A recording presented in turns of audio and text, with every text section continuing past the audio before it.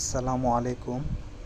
আজকে আমরা আলোচনা করব 18তম শিক্ষক নিবন্ধন পরীক্ষার ভাইবার প্রস্তুতি ও পরামর্শ নিয়ে।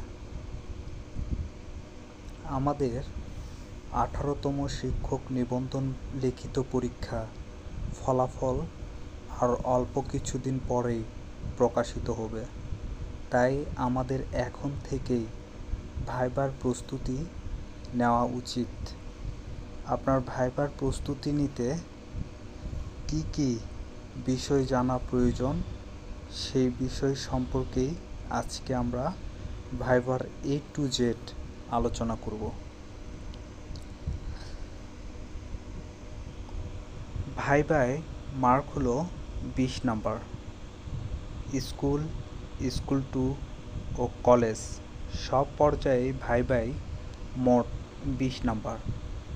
ভাইবার মার্কিং শিক্ষাগত যোগ্যতার সনদের উপর 12 নম্বর ও প্রশ্নের উত্তর 8। এই দুই অংশেই অন্তত 40% নম্বর পেতে হবে। প্রার্থীর লিখিত ও ভাইবায় পাওয়া নম্বরের ভিত্তিতেই জাতীয় মেধা তালিকা প্রকাশ করবে NTRC। ভাইবা বোর্ডে 14তম শিক্ষক নিবন্ধন পরীক্ষায় অংশ নিয়ে স্কুল পর্যায়ে পদার্থবিজ্ঞান বিষয়ে তালিকাভুক্ত হওয়া মিকাইল ইসলাম বলেন, রাজধানীর রমনায় বোরাক টাওয়ারে NTRC কার্যালয়ে আমাদের ভাইবা দেওয়ার সময় 20টি বোর্ড বসেছিল। এর একটিতে আমার ভাইবা হয়। আমার বোর্ডে 4 জন ছিলেন, একজন আমার সামনে, 2 জন দুই পাশে। 4-5 মিনিটের মতো ছিলাম। সব প্রশ্ন তারাই করেছেন। আরেকজন আমার পাশে ছিলেন, তিনি শুধু আমার সার্টিফিকেট ও কাগজপত্র দেখে মার্কিং করেছেন। নিবন্ধন পরীক্ষায় যেহেতু প্রার্থীদের পছন্দক্রমে বিষয় নির্ধারিত থাকে, তাই বিষয়ভিত্তিক প্রশ্নই বেশি করা হয়। এছাড়া প্রার্থীর নিজ জেলা, উপজেলা, এমনকি নিজের সম্পর্কেও প্রশ্ন করা হয়।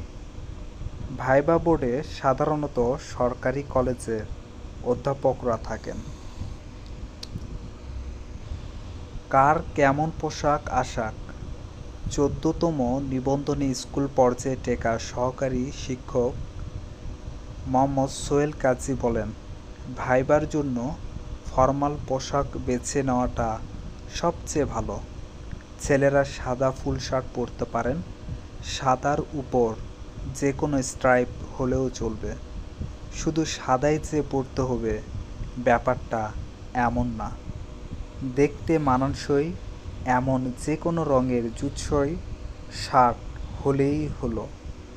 শার্টের সঙ্গে কালো রঙের ফরমাল প্যান্ট হলে দেখতে ভালো লাগবে। অন্য রঙের প্যান্ট পরলে যদি মানায় সেটাও পরতে পারেন। ফরমাল হাতঘড়ি, জুতা ও প্যান্টের সঙ্গে মিল করে কালো বেল্ট পরুন।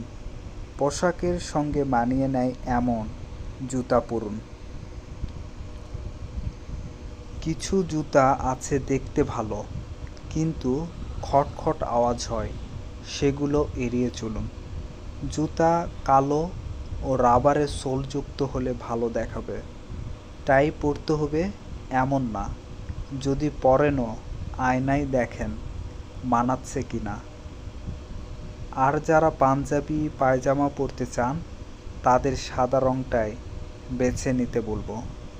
ভাইবার অল্প কয়েকদিন আগে চুল ছোট করুন। ভাইবার 2-1 দিন আগে শেভ করে নিন। মেয়েরা মার্জিত রঙের শাড়ি পরতে পারেন, চাইলে সালোয়ার কামিজও পরতে পারেন। যাই পরবেন যেন শালীন, মার্জিত রং ও ডিজাইনের হয়। কানের দুল, চেন পরলে তা যেন স্বাভাবিক মাপের হয়। চুল বেনি করে রাখবেন। শাড়ি বা সালোয়ার কামিজের সঙ্গে পায়ের জুতা মানিয়ে নিতে পারলে ভালো হয়।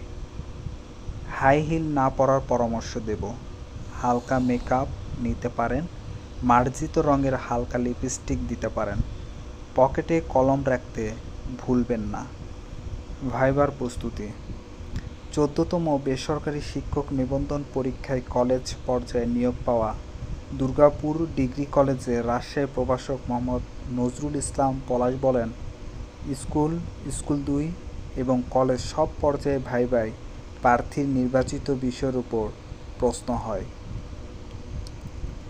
কলেজের প্রভাষক পদের ভাইভায় বেশিরভাগ প্রশ্ন হয় উচ্চ মাধ্যমিক পর্যায়ের বই থেকে, আর স্কুলের সহকারী শিক্ষক পদের ক্ষেত্রে প্রশ্ন করা হয় প্রাথমিক ও মাধ্যমিক পর্যায়ের বই থেকে।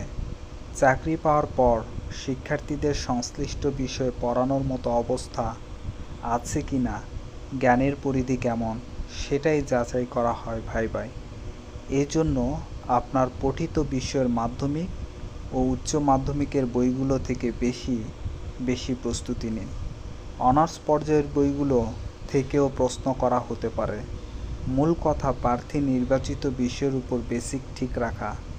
আবার কোনো কোনো প্রার্থীকে তার বিষয়ের বাইরে অন্য বিষয় থেকে প্রশ্ন করা হয়েছে, এমনও নজির রয়েছে। ভাইভায় উতরানোর টিপস। ভাইবার শুরুতে সাধারণত নিজের সম্পর্কে বাংলা কিংবা ইংরেজিতে বলতে বলা হয়। তাই নিজের নাম, পরিচয়, কোথায় কোথায় পড়াশোনা করেছেন, শিক্ষাগত যোগ্যতা, ফলাফল, পারিবারিক তথ্য, বাসায় কে কে আছেন, বাড়ি কোথায় ইত্যাদি বাংলা ও ইংরেজিতে সুন্দর করে গুছিয়ে বলার চর্চা করুন। পারিবারিক বিষয়গুলো সংক্ষেপে শেষ করে বর্ণনার শেষের দিকে নিজের ভালো দিক বা গুণ, বাড়তি যোগ্যতা নিয়ে বলার চেষ্টা করুন। আপনার এবং আপনার মা বাবার নামের অর্থ কী, আপনার নামের সঙ্গে কোনো বিখ্যাত বা কুখ্যাত ব্যক্তির নামের মিল থাকলে তার জন্ম, মৃত্যু, কর্ম, অবদান সম্পর্কে জানার চেষ্টা করুন। আপনার স্কুল, কলেজ, বিশ্ববিদ্যালয় নিয়েও প্রশ্ন হতে পারে।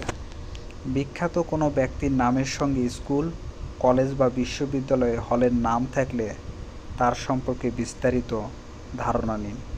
নিজ জেলা কিংবা উপজেলার বিখ্যাত স্থান, বিখ্যাত ব্যক্তি, নদীর নাম, পণ্য, শিল্প, সাহিত্য, সংস্কৃতি, রাজনীতি, ঐতিহ্য সম্পর্কেও প্রশ্ন হতে পারে।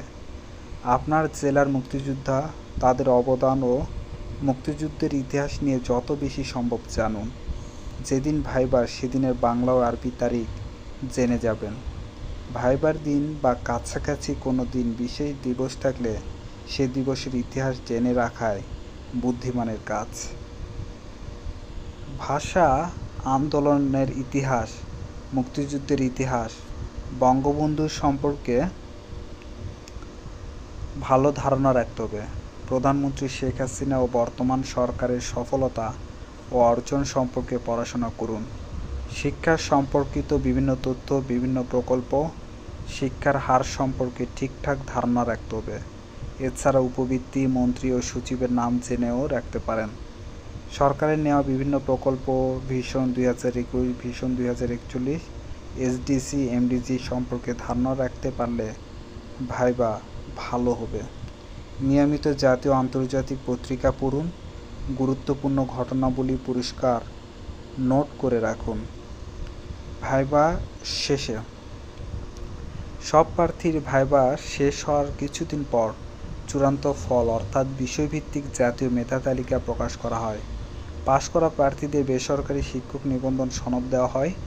এরপর জেলা, উপজেলা পর্যায়ে যেসব শিক্ষা প্রতিষ্ঠানে পদ শূন্য আছে সেগুলোতে সনদপ্রাপ্তরা আবেদন করতে পারেন। আবেদনের পর মেধা তালিকার ভিত্তিতে প্রার্থীদের পছন্দক্রমে স্কুল, কলেজ অনুযায়ী নিয়োগ দেওয়া হয়। করণীয়, বর্জনীয়। ভাইবা বোর্ডে করণীয় ও বর্জনীয় সম্পর্কে 14তম নিবন্ধনে তালিকাভুক্ত শিক্ষক মোহাম্মদ সোহেল কাজী পরামর্শ দিয়ে বলেন, বোর্ডে প্রবেশের সময় নিজস্ব ধর্মীয় রীতিতে অভিবাদন জানাবেন। ভেতরে প্রবেশের পর বসতে বললে ধন্যবাদ দিয়ে বসবেন। বসার সময় খেয়াল রাখবেন যেন চেয়ারে শব্দ না হয়। বসতে না বললে দাঁড়িয়ে থাকবেন। আপনার কাগজপত্রের ফাইলগুলো হাতে রাখবেন। ভুলেও টেবিলের উপর রাখবেন না। ভাইবা বোর্ড হলো বিনয়ের মঞ্চ। তাই যথাসম্ভব বিনয় দেখাবেন, তর্কে যাবেন না। আই কন্টাক্ট ঠিক রাখবেন, হাসি না এলেও হাসি হাসি ভাব ধরে রাখুন। কোনো বিষয়ে না পারলে বিনয়ের সঙ্গে দুঃখিত, মনে পড়ছে না, জানি না স্যার বলবেন। অপ্রাসঙ্গিক কথা না বলাই শ্রেয়। সরকার, মুক্তিযুদ্ধ, কোনো ধর্ম বা জাতিগোষ্ঠীর বিরুদ্ধে কথা বলা থেকে বিরত থাকবেন। কথা বলার সময় আঞ্চলিকতা পরিহার করে মার্জিত ভাষায় বলবেন। ইংরেজিতে প্রশ্ন করলে ইংরেজিতে উত্তর দেবেন, আর বাংলায় প্রশ্ন করলে বাংলায় উত্তর দেবেন। ইংরেজিতে প্রশ্ন করলে বাংলায় উত্তর দিতে চাইলে অনুমতি নিয়ে বাংলায় উত্তর দেবেন।